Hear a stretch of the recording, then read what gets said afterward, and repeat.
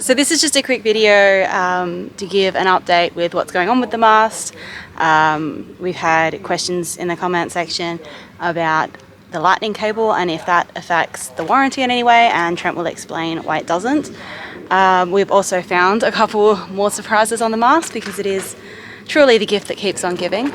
We've also had a few other people come out and look at it, and the conclusion is to be able to run new conduit through this mast properly, we are going to have to split the mast. Obviously that's just not possible here.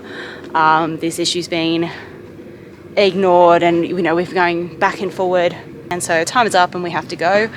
Otherwise we will literally be in the European Union illegally.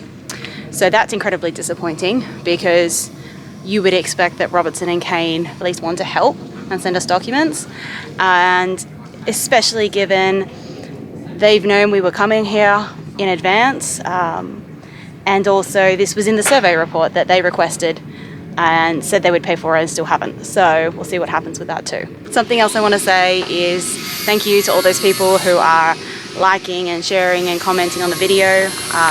When we first decided that it was time to start posting this stuff, we didn't know what kind of reaction we were going to get. So many of the problems on our hull, some of which are incredibly serious, they come as a result of problems with the installation and poor workmanship and a lack of quality control.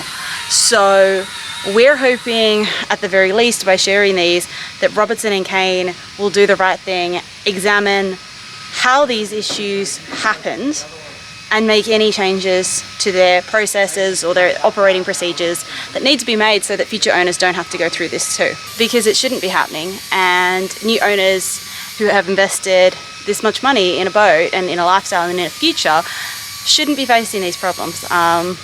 In the case of our mast specifically, there's going to be a lot of cost associated with getting this thing fixed, and that cost isn't just financial, it's time. A lot of time has been wasted on this, which didn't need to be, and that in itself is incredibly stressful. And it's really disappointing that you can be so stressed by something that's supposed to be such an incredible dream. So Trent and Tynan are doing what they can about it. I will now flick to the clip where Trent is going to explain some of the other things that we found on there, and then also we're going to go through an upgrade that we think is really quite worth doing if you have one of these boats with this mast. So here I am. Leopard and Robertson and Kane were arguing about who's at fault over my mast. Leopard put in a lightning system on the boat because it gives you better insurance conditions. Robertson and Kane were saying it's Leopard Aftermarket's fault. So essentially, instead of solving the problem and sending me documentation to fix the mast and showing me where inside the mast I can drill holes and put emergency ties in to secure cables, they were arguing amongst themselves to find who's at fault, which turns out it is just Robertson and Kane that's at fault, because everything detached from that end upwards and all the conduits detached equally and are shattered and smashed and drilled into equally. All of it's damaged before any lightning protection went in, before any aftermarket occurred, because aftermarket generally shows the highest level of care and rectifies things that they do wrong. I know, I was there. Anyway, back to Robertson and Kane, who have been arguing about this instead of, and presumably two-finger typing at the speed that they send things, to rectify what they need to rectify. Look, there's a nice nick featuring. There's a cameo here in this video of a nick in one of the cables, one of many dozens of nicks in the cables, whether it was from a drill bit or just from the remnants of the rivets in the conduit. Robertson and Kane and Leopard have this, it's almost like a relationship that really they should just get divorced and go their separate ways instead of playing ping pong with pent up aggression. So instead of sending me documents on how to fix my problem, and possibly that being construed as admitting liability or any other silly thing that they can think of in that office, they were arguing about whether the lightning cable, because I keep chasing up, like, what's the delay, why can't I get anything, blah blah blah, and I keep harassing them, and saying, come on, sort it out or I'll threaten you some more, and who knows what I might do. I'm on edge. So you're joking. You're laughing, so but like you are. No, it's a joke. It's a joke. Like the whole thing's a joke. So you got to laugh at it. Like it's a farcical. You'd laugh or you'd snap. It's a farcical joke. And just. I've got a power cat, which is better than nothing. Hey, that's one way of looking at it. Like. I'm gonna get stickers printed and slap them on the side. It is. It's better than nothing. I've got a power cat. That's why it's a special. That's why it's a B3 special edition, because it's the power cat edition. We could align all of these conduits, and there's still like half a dozen smashed in there that we can't figure out how to get out because they're just free floating in there off the cables. So we've had people over here, and we're kind of all debating on how to go conduit fishing to get these loose detached nothing conduit. Anyway, we just got this one, this is the bottom, and we just wanted to point out who's at fault. And I mean, they could have asked me for this anytime, and I did send stuff through. I'm not going to pretend to be an expert.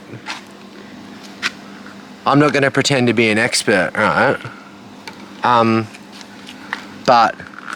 But I have a feeling. But up here, oh look, there's some scratches in there.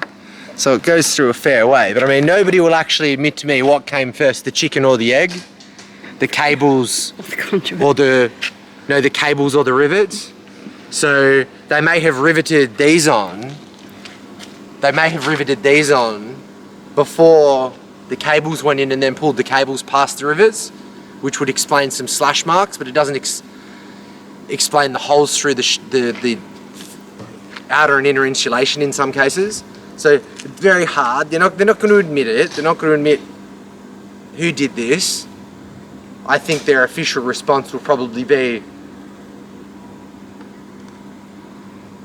I'm actually not sure. They might say that they might try and say some balance employees got lost on their way to work and started doing some work in the Leopard factory, and that's the only reason this happened. Temperature spiking on the camera. But then at the same time, there's no balance cat sitting here undergoing warranty, are there? No. But there are two leopards. Yeah. This is like kids show with Bert and Ernie, isn't it? We could the Count Dracula. So you're like 1 hoo-ha-ha, 2 hoo-ha, you know what I mean? Yeah. So 3, look, 4. And then you look, that goes all the way through. The drills hit the other side of the conduit here. Here, look. I mean, I'm presuming it's a drill. It could be a heated chopstick. I'm no lawyer. We're no expert. Oh. So as we were saying, this mast has to go on Monday and we have to leave the country, and we've got nothing from anyone of consequence that tells us where we can run. Nobody will tell me the safe areas where I can drill holes in this mast to put cable ties to secure all the cables. And it's been months. You've got 2 holes here, which perfectly align with these 2 rivets. 2 holes here, which perfectly align with these 2 rivets. I mean, no, they wouldn't have managed to get every single one. No, that looks pretty clear. That side looks. Oh, yeah, I didn't even see that one. Oh no, they did manage to put one through there. Oh, well done. Well done. And then up here, these 2, because this is where the conduit runs. Now this was swinging around, making lovely noises that we had to sleep with earplugs every single day of crossing after this occurred, which was quite early on. This started happening because it started low and then they peeled their way off up the mast. Now, the lightning cable is in this conduit down here.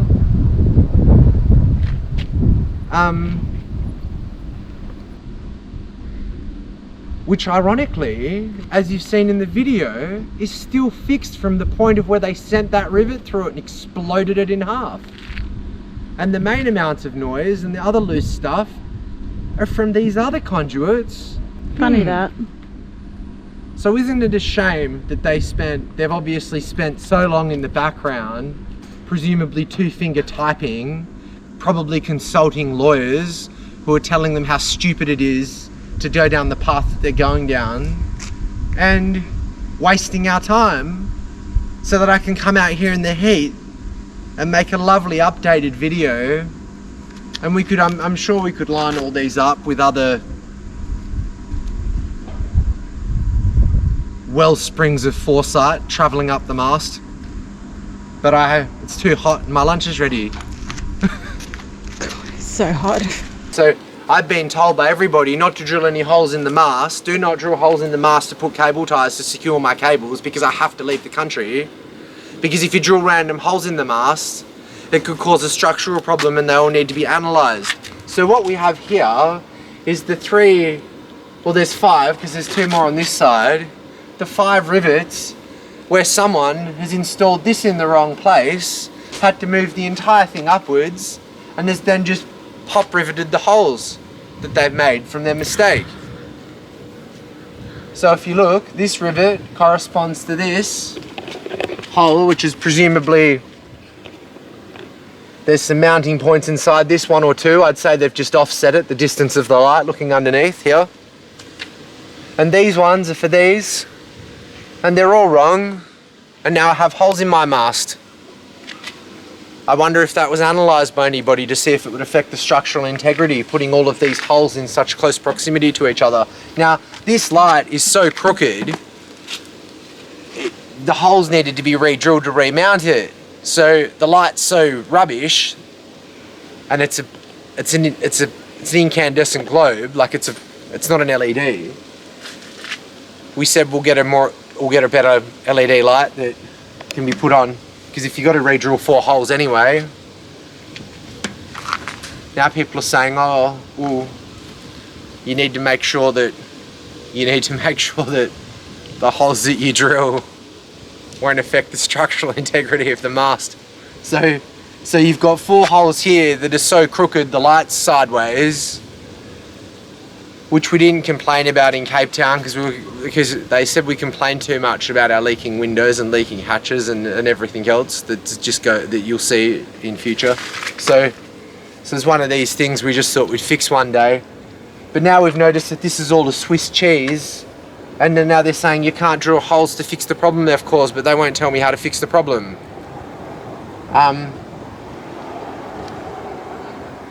Isn't it great? So what I wanted to reference and record is that if they say the mast failed here because there were too many holes in it, they're the ones that started drilling the 5 holes in the wrong place and the 4 holes in the wrong place. So that's 9 holes in the wrong place first. So there's a record of it. So if this mast ever snaps and comes down, everyone can look back to this and think, do I want to deal with Robertson? So this is an upgrade / criticism. So it's worth noting to any owner that has one of these boats. So big shout out to Jerry from Dive and Yacht Services at Royal Cape Yacht Club, who's opposite the shop that's run by Action Yachts. He's on the other side. He came past the mast and was just shocked. Like, he looked at the masthead when it was down at Cape Town, and he's like, oh, he was talking to people and he was like, oh, whose is that kind of thing? Like, what's the story? And I was like, why? I was like getting information out of him, and he was just like, so this was what was holding the main halyard on, which is this. Right? So instead of having this is a massive stainless pin, like a 12mm pin, which is for this purpose. That's why there's all these holes that line up through here. If you come closer, these holes all line up so you can put a pin through, so the pin distributes the force across both of these fins in different configurations, or all 3 you can put a pin through, ideally. Say you wanted to put a pin through there. So what the boat came with standard, and the boat over there also came with standard, is this shackle. This is the shackle, and this shackle was through the same hole, pretty sure. No, it might have been this hole. It's really not relevant. I think it might have been this one. Which one does the pin go through? So they had this shackle here, like this, because it can't go through two, it's not wide enough. Have a look, show you, come around this side. It can't go through two and distribute the weight, it's not appropriate. So they had this shackle, yeah, they had this shackle through one of these holes, like this, which is probably reasonably standard. Well, it was, because we were looking at other boats at V&A. And the main haddock here was just a bowline, wasn't it? Or something resembling a bowline, yeah, through this.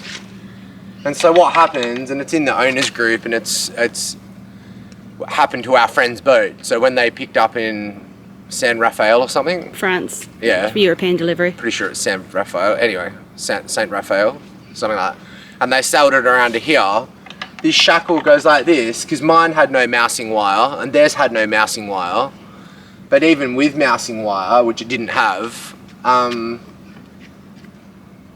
be surprised if it could withstand the forces vibrating on the pin, which just go like this.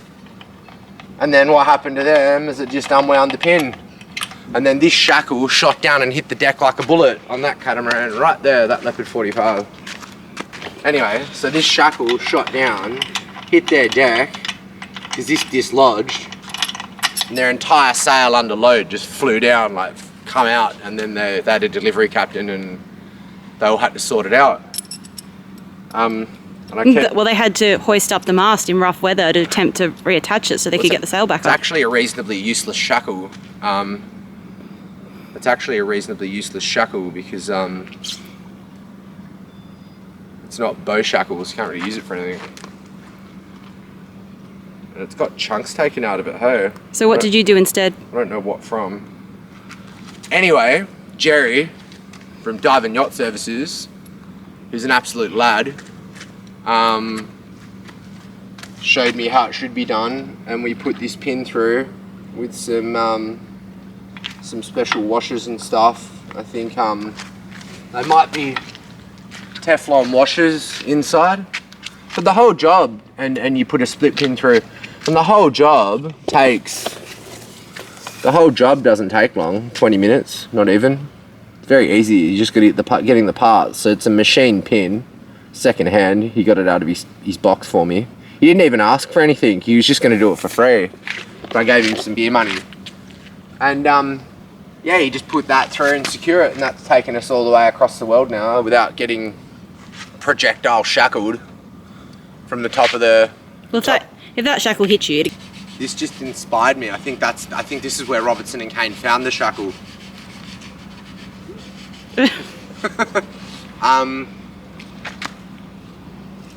So yeah, if you put that pin through, or a pin that's similar, through one of those holes in that area, it's perfect and it's safe, and there's no load on it that can shear it or pull it out. It's not possible. And then all you've got to worry about is, and all these were they were very sharp. And they were Tynan smooth back. That's the only thing anyone can point to, and it can happen quite quickly. Like, it didn't build up over time because it was fine in Gibraltar, and then it was fine when we looked at the mast halfway across to Italy. But then, like, from southern Italy to here, that happened, like, and we used the main, and then we were downwind sailing a bit. Like, we hardly used the main, so it would have happened quite quickly. But that's the problem when you don't have a properly smooth finished off masthead.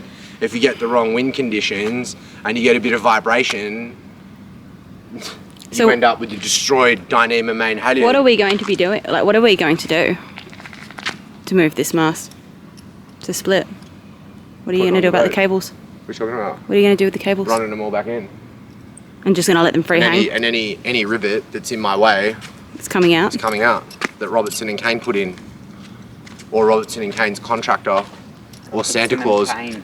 What? Robertson and Kane. Well, unless you were there, you can't make a 100% definitive accusation. I mean, anyone. But I would be very I would be extremely concerned if somebody who is not employed by Robertson and Kane is putting holes in the mast. So here I am, still in Italy. It's Someone put this on, it wasn't me though, but I do appreciate it.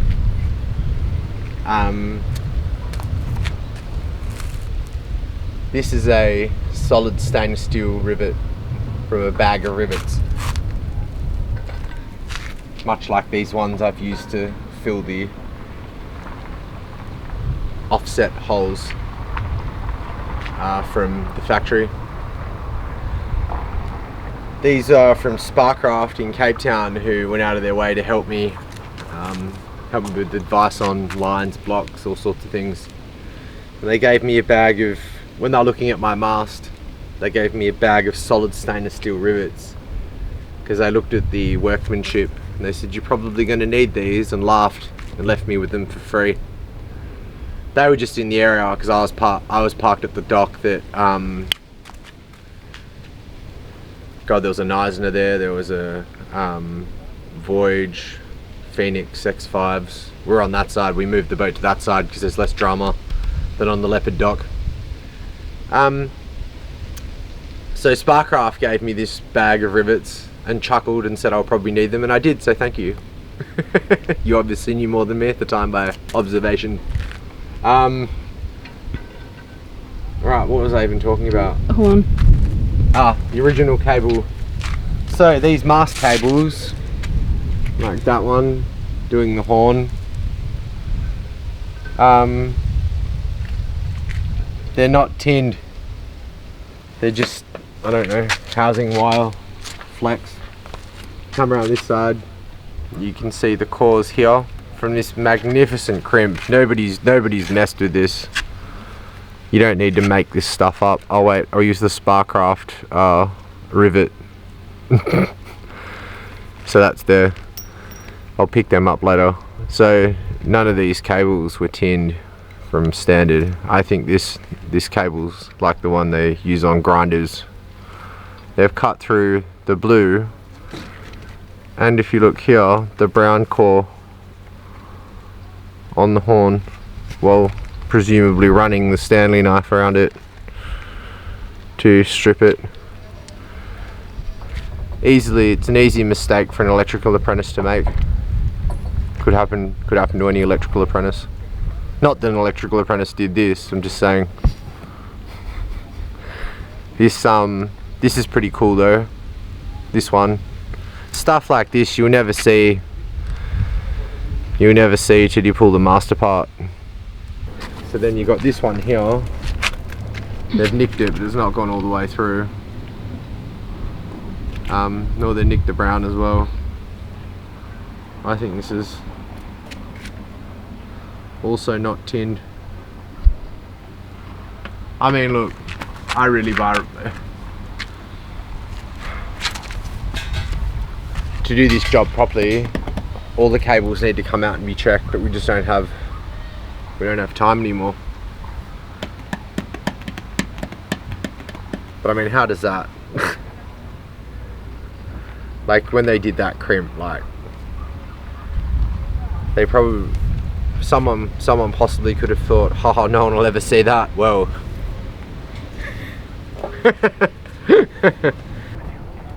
she's filming you. Oh my god. We're taking the lightning cable out because there's various random bits of conduit in the middle of the lightning cable. It was attached at the top here where they had a saddle, and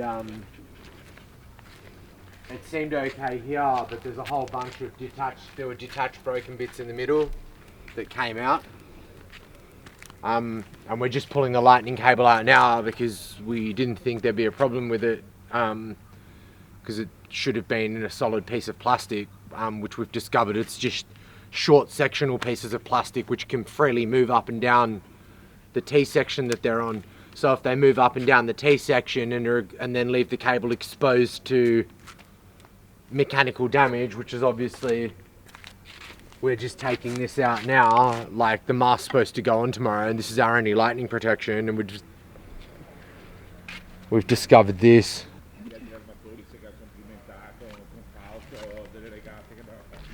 And then this bit, I mean, that's all corroded. It's been like that. It's been like that for a while.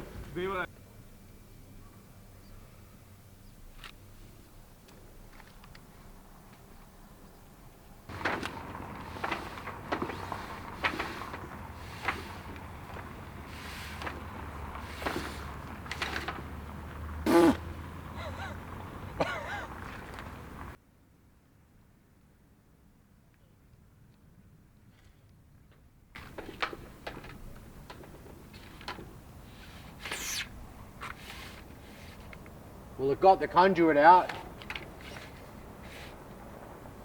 It worked. It's caught the conduit. We thought if we pulled the lightning cable out, we thought it would be fine. We didn't realise all the cables swinging would do so much damage to the lightning cable. It makes me feel physically sick. How much was the installation of that cable? I don't know, a lot, 14, 15k for the whole system wired through the boat. But I mean, without this, it's worthless. Like, Yeah. what happens now? Like, an insurance doesn't cover this because it's installer, it's manufacturer fault.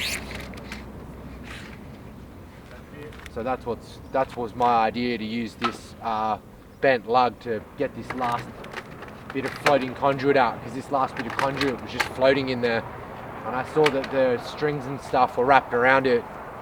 So my idea was to get it out.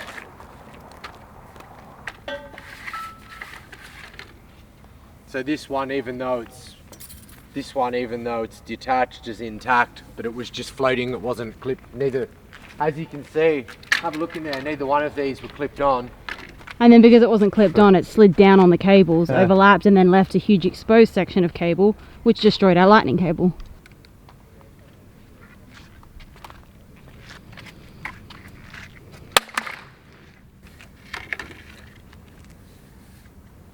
See where it's been rubbing on the mast. Yeah, video that. Now lay the...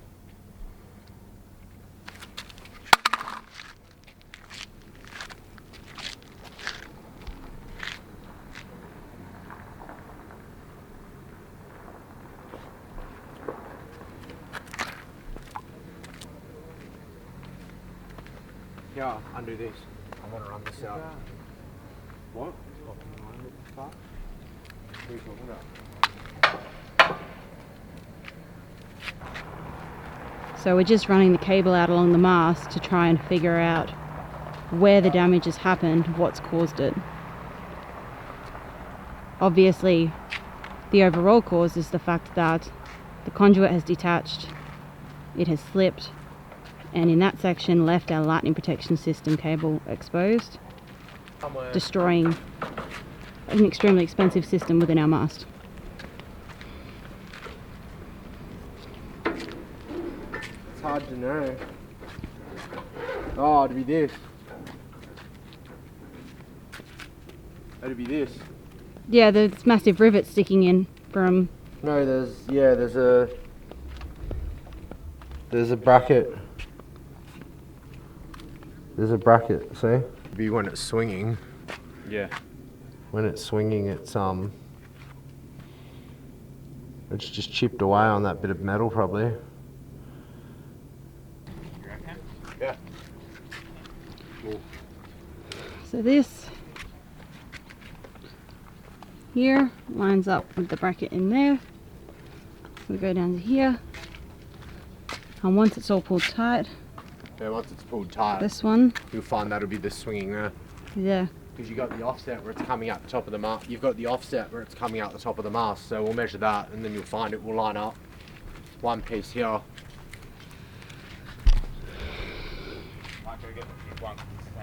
So once again, it is late night, maybe even early morning by now.